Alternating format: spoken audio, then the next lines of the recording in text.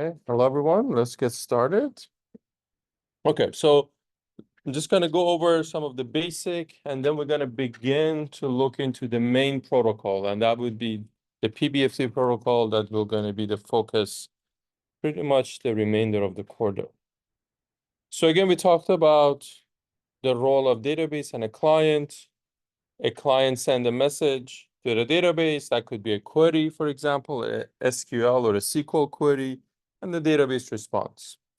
Now, what's inside that database, whether it's centralized, whether it's distributed, whether it's a blockchain, or whether it's just your typical database system, it doesn't really matter. I mean, the interface, as far as the client is concerned, you send a query, you send a request, something happens in the background, you get a response back.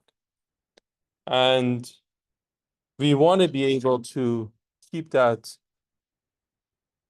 abstraction to hide all the complexity inside that distributed system from the client. So for example, the Bitcoin or the blockchain that we talked about with regards to the way the Bitcoin blockchain operates, it was how do we implement inside this database where we have distribution, decentralization, how do we ensure that there is consistency across all the participant machines? But from the side of the client, again, there's a very simple interface. You send something, and then you get a response back. And in order to maintain that consistency, of course, everybody needs to see the same transaction, and they all need to execute it so that everybody's in the same state, or the majority are in the same state. And so, but what could go wrong? I mean, we talk about different malicious activity. For example, the replica could maybe forge the transaction, or maybe some client are unable to submit a transaction, or maybe sends a wrong result. And they could also interfere with the working of the agreement. For example, as a primary, I could only send transaction A to this side of the room and transaction B to the other. Or maybe I only respond to this side of the room, whether as a primary or as a replica. And so I try to disrupt the consensus protocol or the agreement protocol. So those are some examples of malicious activity. Now, kind of a little bit more formally, what are the properties that we want to be able to satisfy? And the two most important properties are what is called termination and non-divergence. Intuitively, termination means eventually something good happens. Termination means eventually something good happens. Non-divergence means nothing bad happens. So non-divergence is about safety, nothing bad happens. Termination is about liveness. The protocol is live. Eventually something good will happen. So that means eventually the protocol will terminate, the agreement or the consensus will eventually terminate, and it agrees on a transaction. And we ensure through the non-divergence that that's the same transaction that all the non-faulty replicas sees. So we don't want to be in a case that half of the room see transaction A, the other half see transaction B, because that would be divergence. But we also want to make sure eventually everyone select the next transaction. So that means termination, that means progress, that means liveness. So those are two properties. They either call it termination, or they call it liveness, or they call it non-divergence or safety. Questions? So those are the most basic properties you got to make sure we understand. And the other thing is that the validity, well, if a transaction is added, that transaction must actually be a transaction that was requested by some client. We don't want to agree on arbitrary value. We also don't want to make it trivial. For example, one way of agreeing, maybe we all just agree on 0. Always agree on a value 0 or on a null transaction.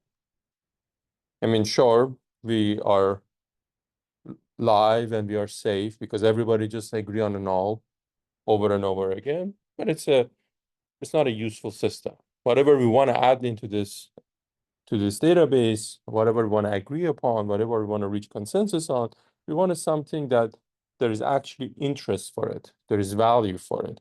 And the way the value is defined here is that, well, this transaction or this request comes from a legitimate client. And the other aspect, even if our consensus is live and our consensus is safe, we also want to be able to provide the response to the client. Because if we internally inside that RDBMS or inside a database, we internally accept the request, reach an agreement on that request, and we execute that request, but we never tell the client, well, as far as the client is concerned, is kind of no use because the client haven't heard anything.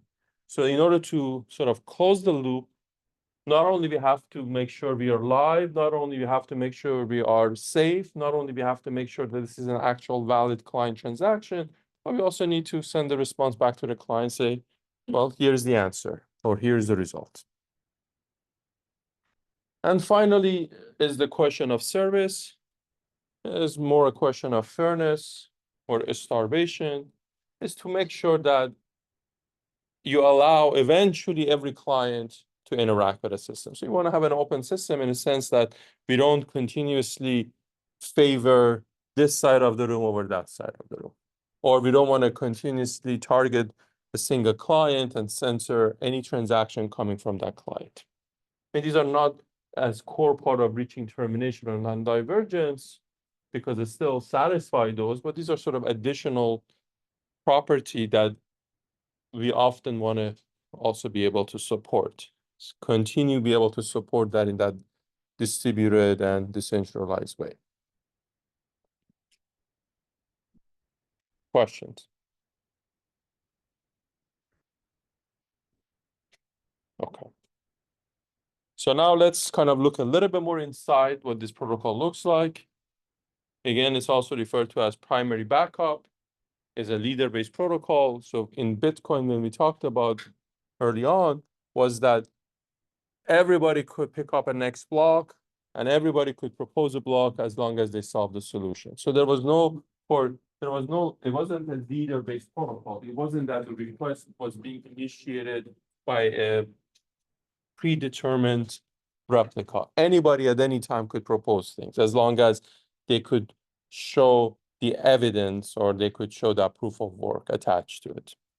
But in this system, among the replica, we elect one of them, one of the replica or one person in this class. For example, you elect me as a leader and then maybe you switch to him and then we kind of just go enumerate or iterate for everyone as needed. But one of the replica becomes a leader, becomes a coordinator or the primary, and that's the one that says what is the next transaction. And so the client will send that request to the primary. The primary then proposes it to everyone. Then we kind of deal with the consensus, make sure everybody's agree on, make sure that we can tolerate faults. Maybe the primary is faulty, maybe the replicas are faulty, maybe the network is faulty. So we can deal with any type of faults through the consensus protocol, and then eventually the result will be sent back.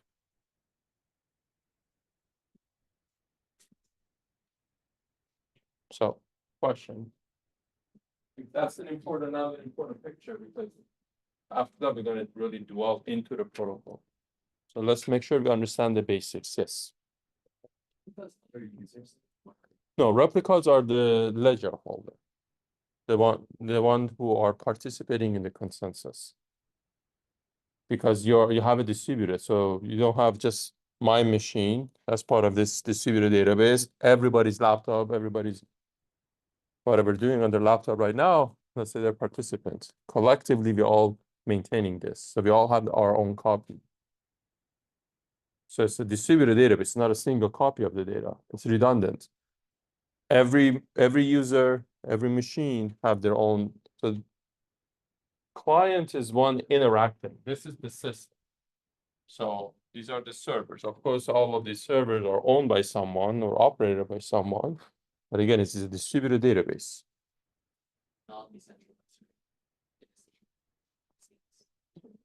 So what's the definition of decentralized versus centralized?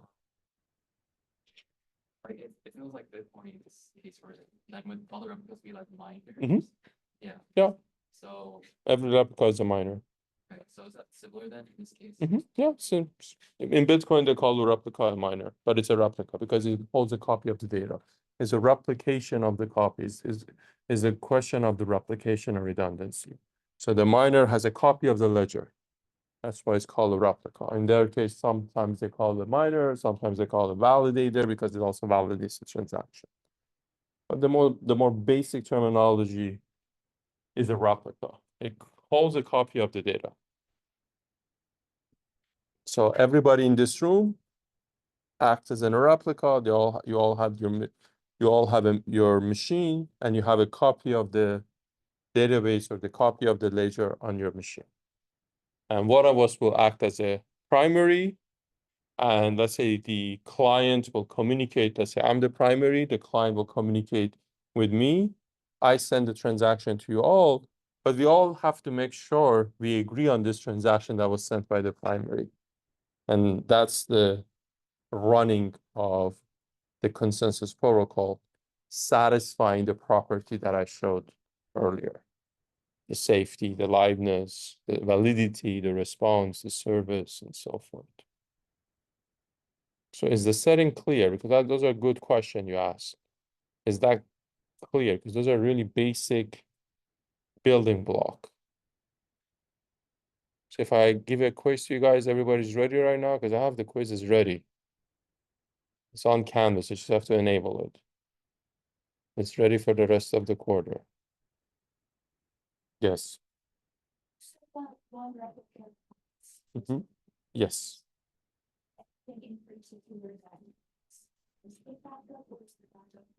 They all, even the primary also holds a copy of the data, and everybody serves as a replica.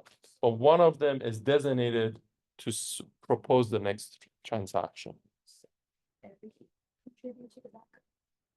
Everybody is a backup. Every replica is a backup. So the terminology is, unfortunately, there's many different ways of describing it. So the backup also, so you could call it, some people call it replica. In some models called backup. In some model called miner. In some called validated. But I think the word replica is the most basic and telling aspect because it's just a replica. It holds a copy. It has its own copy. It's a replication. Yes. So somehow we agree upon ourselves who the next primary is. And then if, for example, and there's nothing special about this primary because it's just one among us, one person among us. And it's possible this primary fails. It's possible that this primary is malicious. And it's possible that periodically or when we discover or detect fault or potential fault, we change the primary. And the way we change primary is simple. We ask the next person. We all agree that he's going to be the primary. And maybe he fails after some time. Then we all going to run a protocol to agree that you're the primary and then you're the primary and so forth. So there's a leader election protocol, which is very simple. Deciding on who the next leader is essentially a problem of consensus itself. So we kind of use consensus to pick the next transaction. We're kind of also use the consensus to pick another person among us as a leader. Because you still have to agree upon who the next leader is. It's an agreement problem. Why we need to be there and not just the small replica? Well, if everybody in this room say what the next transaction is, they may all say something different. So now we have so this helps us to guide who the next, simplifies the problem. But this makes the request vulnerable to maliciously. Well, anybody could be malicious. So you still have to deal with maliciousness. So the primary could also be malicious. So you have to deal with that. So the protocol deals with malicious behavior. But the question is, if you want to decide on something, if everybody at the same time, right now, at the same time, you all ask question at the same time, which question am I going to answer? But if you ask individually, it's easier. And that's the exact same thing. Is that they could all try to say what's next, or we say, you for now only ask questions. So it's easy. It's coordination, right? When you put your hands up, what do? You're essentially doing a coordination. You put your hand up, and for example, I'm a primary. I said, now you, then you. It's a coordination. It simplifies it, as opposed to everybody speak at once. So there are protocols that are leaderless. They don't have primary. Exactly Bitcoin. We looked at a protocol that didn't need a primary. But then the way Bitcoin solved it, that they had to solve this very complicated puzzle. And well, it's costly. It's enormously costly. So it's not efficient in that sense. It's not a sustainable protocol. These protocols tend to be a lot more lightweight in comparison. Majority of the sort of protocol beside Bitcoin, they all have some notion of leader or a coordinator, something to derive the consensus forward. Other questions? And these are good questions. So, all right. So now we get into the protocol itself. So again, this is a protocol called PBFD, Practical Byzantine Tolerant Protocol. And it was proposed, it was written, I think, in the 1999. And I think they worked on it, from what I've heard, for about 10 years before they could finally get it to the state that they wanted. And the main author of the paper also has the Turing Award as well. All right. So what is this protocol? It's a very simple protocol. It's really basic, and I'm just going to show it to you what it looks like. And then we're going to go in a lot of detail trying to understand it. The basic of the protocol, as was shown in the previous picture, C is the client, P is the primary, and these are the replicas. Client send the transaction to the primary. Primary propose that transaction to everyone. Everyone sort of exchange messages among themselves. They call that a prepare phase. At the end of the prepare phase, every replica reaches state called a prepared state. Then everybody communicate, exchange messages. At the end of the commit stage, R4, once it hits this blue line, becomes committed. And once they committed, they send the response, or they inform the client. So it's a very, very easy protocol. Client sent, primary propose it, they exchange messages, forget about what the label is. They exchange messages again. They inform the client. And through this, we need to ensure that the protocol is safe, the protocol is live, and the other property that we had introduced earlier. Yes. Sure. So we're all going to go to that, but let's just understand the basic. We're going to go into detail what all of these things mean, but just the basic figure. Do you have any questions about, for example, any particular line or the syntax of it, or the, yes. Exchanging. We're going to talk about all of that, but just high level. Does it make sense? Or any questions? Is the setting clear? So we have multiple replica. Client send a transaction to the primary, which is a replica itself. It proposes, exchange message, tell the client. Is that part clear? Okay, so now we can go back. All right. The other thing, and also let me just remind, when I get to this state, when I get to this point, that replica is called prepared state. When I get to this point, it's called the committed state. So just a terminology. All right. So client send the transaction to the primary. So now the first question, can the primary tamper with client transaction? Can it change it? Can it alter it? Yes, no. Others? Huh? What kind of a cryptography we talked about last time?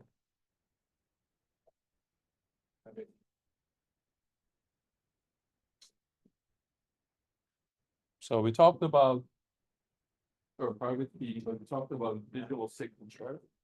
So the message that the client sends is digitally signed as a digital signature by the client. So can the primary alter or tamper with that message? Why not?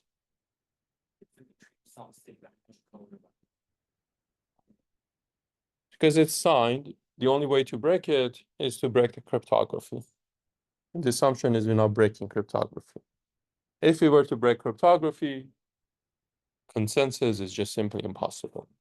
It's no longer even possible. It's not a question of complexity. It's no longer even, we can't solve it. It's impossible to reach consensus. So the client message is important. Client message, since it's signed, and for now, we can just assume all the messages are signed, digitally signed.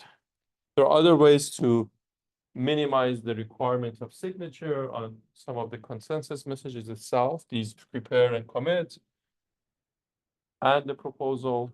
But for now, to simplify it, we assume every single message that is being sent is digitally signed. So if I were to sign a message, everybody can verify that I did send a message, in fact. Of course, if I'm malicious, I could give my private key to anybody, and you could, for example, send it on my behalf.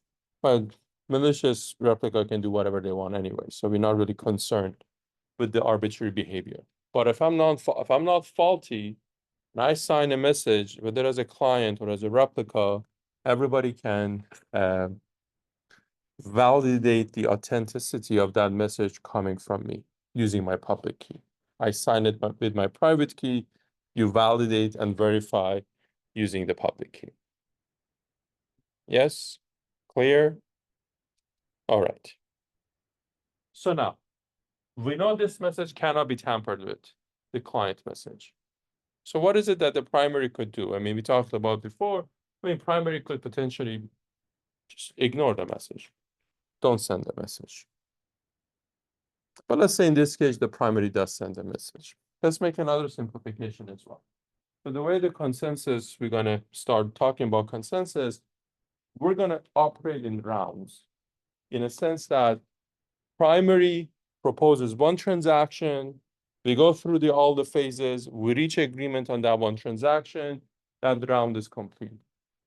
Primary proposes another transaction, we go through all the phases, we agree on it, then we go to the third round, the primary proposes the third transaction. So this round-based consensus, it sort of simplifies things. Of course, it makes things a lot more sequential and serial, but there's a lot of optimization that can later help us with that issue.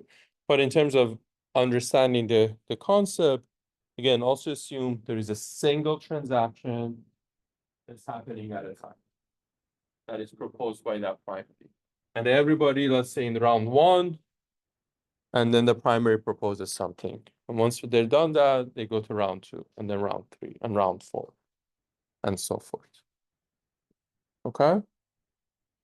All right. So the primary takes the client transaction and says this is round one. We're all going to start consensus from from the scratch, from the beginning, nothing else before. Take a client transaction and then propose it and says, this is round one, and I would like to propose this particular transaction for round one.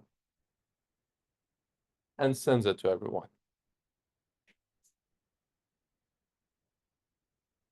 Okay, so now, can you think possibly what could go wrong in this proposal thing?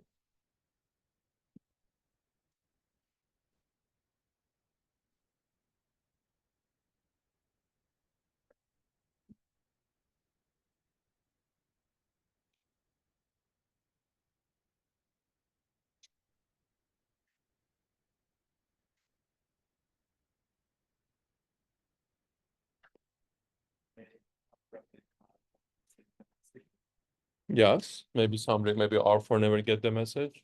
Yes, what else?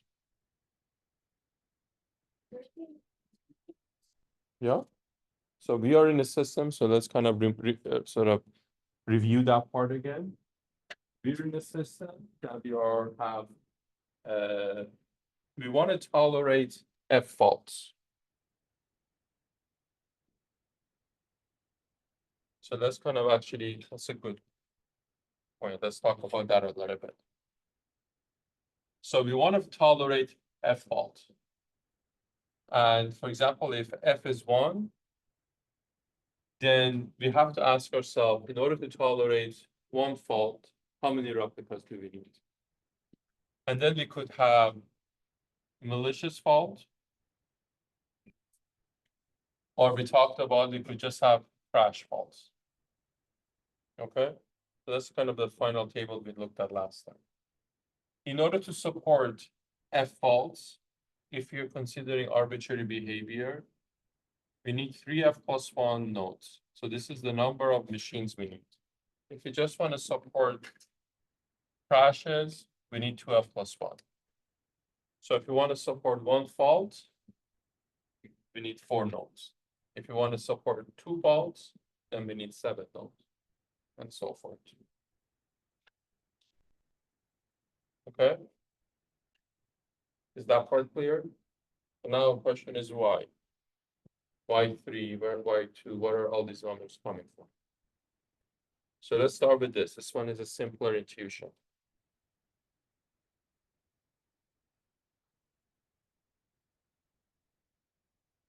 If you want to support F fault, the most basic, if you want to support F fault, then F of R, and if let's say I want to have also a replication factor of F, I want to make sure I have F copies. At any time I want to have 5 copies of it. Minimum. Now, if I want to support F faults, how many nodes do I need at least? Just crashes.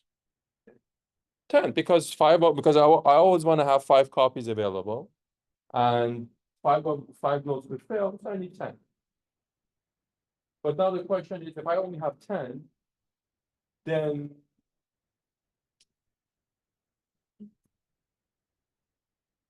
how would I have a tiebreaker? Maybe half of the room F node says, last thing I saw was 4, the other nodes, the other half says, well, the last thing I saw was 3. So in order to have a tiebreaker, you need to have one more. Essentially, with 50-50, you can't have majority. So in order to enforce a majority, we need one extra node. So we don't get a 50-50 split, because then half of the system could see something, the other half could see something else. So that 1+1 is the tiebreaker. So essentially, I could have F nodes here, F nodes here. They may not see the exact same thing. For example, these F nodes are operational and they stop working, and then these F nodes become operational and they haven't seen anything for some time. So kind of go back to that example. Half of the class is here, I am, and then you among yourself have a leader, you do your stuff. They're crashed. They haven't seen anything. They're offline for 2 days. And so you make all this progress. And then all of a sudden you all crash. And then all of this side, they all wake up and they start processing. They haven't seen anything for the last 2-3 days. So they're gonna just undo every work that was done. So if you just have F, then we could potentially have divergence. But if you have 1 as a tiebreaker, then let's say half of the room here, half of the room here, I'm the tiebreaker.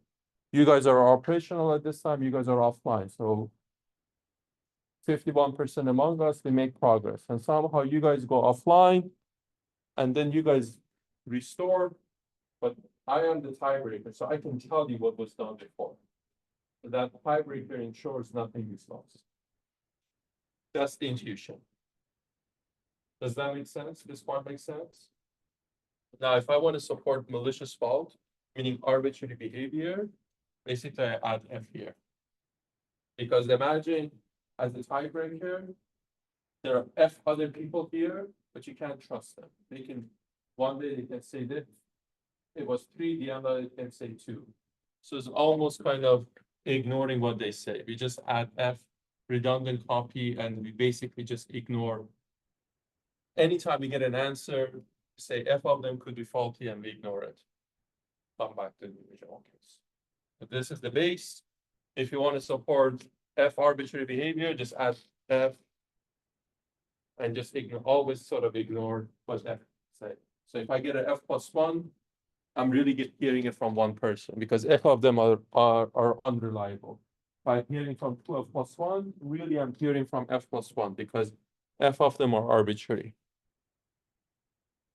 So that's the sort of the reasoning. If I want to have some certain number of faults, how many nodes I need in a crash fault, how many nodes I need in a malicious. And so dealing with malicious here, so we have 3F plus 1, minimum 3F plus 1.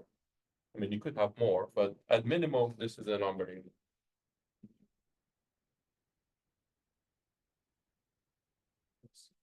It's a number. After you say how much fault you want to support. So that's the parameter of the system.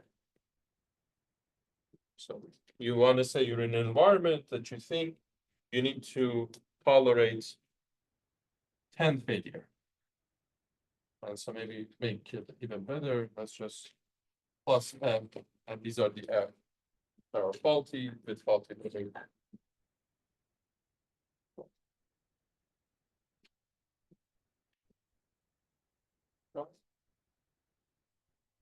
All right, so we talked about here was said maybe R4 doesn't receive anything. What else could happen?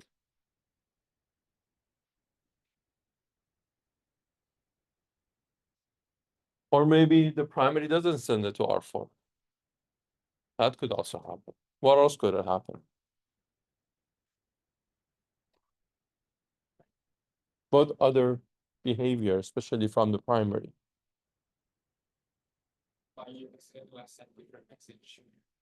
Yeah, maybe this client has sent more than one transaction. It could be other clients.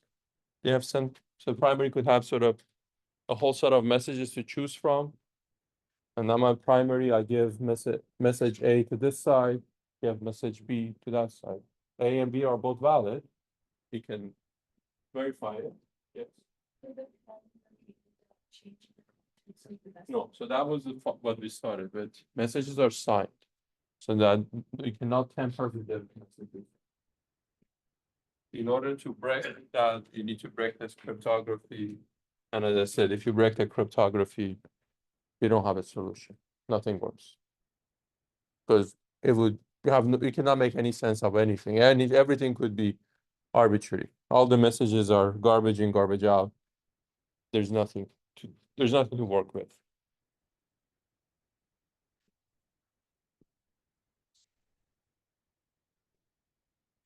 So messages could be lost, messages could be delayed, messages could be intentionally not sent. Messages R4 could also have, maybe it did receive a message, but then it claimed it didn't. That's also possible. Can you distinguish whether if R4 says, I didn't receive a message, can we say definitively which one is the faulty one? Is the primary faulty or R4 is faulty? If R4 says I didn't get a message. Meaning which one? We don't know, because this could be, the receiver could be lying, the sender could be lying. We don't know. So everybody exchange messages, and what they put in their, what they call a prepare message, they put in that message the content of the proposal. So they kind of put the message that the primary had sent them. So why do we need to do this? Why do we need to have? So I'm the primary, I send the transaction to you all, then you all turn around and exchange that transaction that I have sent you, you exchange it among yourself. Why do you need to do that?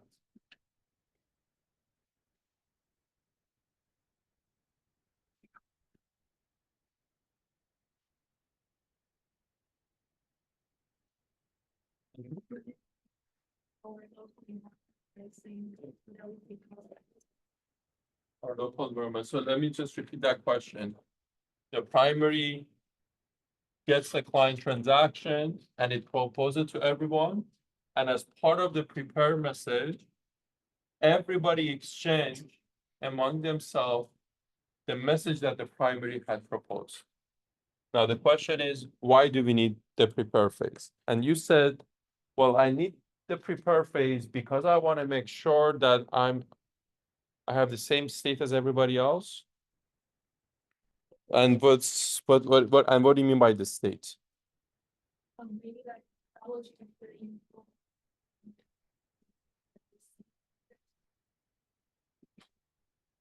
So let's say this was the first thing we start. This was the first round of consensus. So we all start with null state. So then let's kind of go back to your answer. So I think it's interesting. So now, what does a state mean? Everybody's start from 0. So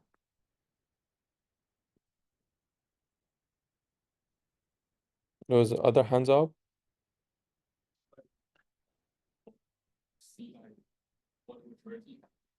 What a majority have in terms of what?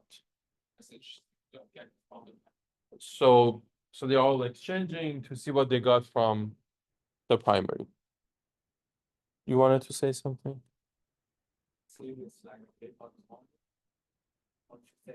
Why do we have to flip the coin? Just for the sake of it?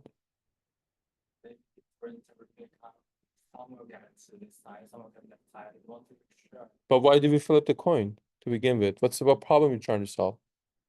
Flipping a coin is a solution to something you're trying to solve. It's a mechanism. But what is the problem you're trying to solve? You see what I mean? You see this distinction? Flipping a coin is a mechanism or is an algorithm to solve something. What is the problem you're trying to solve? Because you're talking about a solution, but what is the problem that you're trying to solve? Yeah, so that's what I'm saying. So we have to think. That's good. I mean, and that's good. Is that flipping a coin sounds interesting, but what is the problem we're trying to solve? So think about it.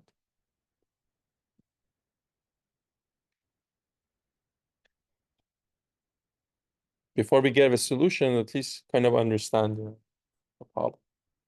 So we're all gonna exchange. And what does that help us? We exchange, for example, what the primary send us. We know the state of each other in what sense? What is our state? What do you consider? What is the definition you have for a state? Is what? Okay, so R4 crashes, and then so R4 can send a message. Okay, so then R3 sends a message. So, and then, so what is the relationship? R R3 sending a message with R4 crashes. Are they it's not able to receive from so How do you know that? we are not receiving message. But how does R3 know? Go back to what I said. Sender and receiver. First of all, there's no acknowledgement here. We're not sending ACK back. These are one-way messages. But even if we were send the ACK, if this one send a message, or let's say R3 send a message to R4, R4 could be malicious, never acts. R4 could be crash, never acts. Network could be unreliable, messages lost. R4 never acts.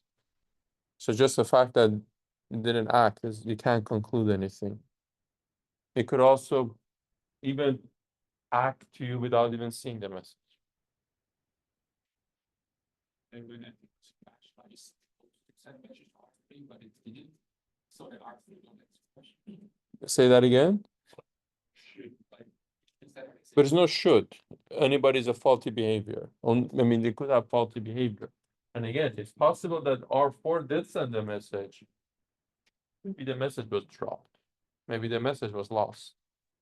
And maybe R3 is malicious and ignore the message.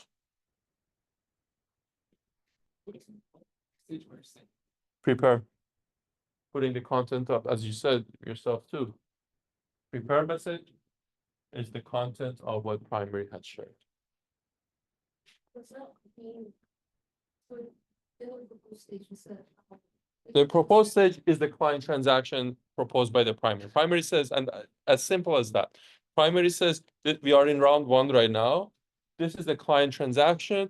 I want to propose this client transaction in round 1. So in that case, in the prepare stage, you need to tell if the sender was a malicious one or the sender was comfortable, like exchanging all the information and preparing with them. We could detect some maliciousness, but exactly what? I think that part is you need to be specific on what malicious behavior we're trying to detect. That means the sender sent the same message to everybody, but R4 is lying and saying. So now that's good, but let's make this a little bit more easier. Every message is digitally signed. So that means I cannot tamper with the primary message either. Every message is digitally signed. The server plate, I know how many server plates. Yes, we know how many replicas we have. We can make that assumption. Because if you don't know how many replicas it is, then we can't even count. Our counting is broken.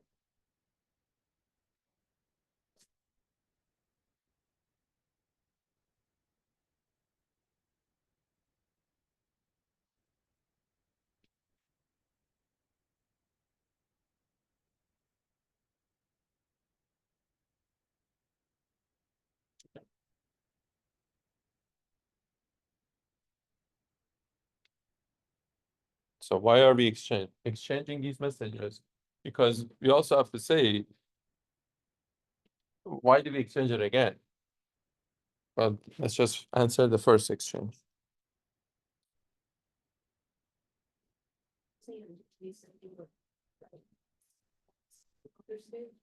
No, let's just forget about the first stage. Forget about the second.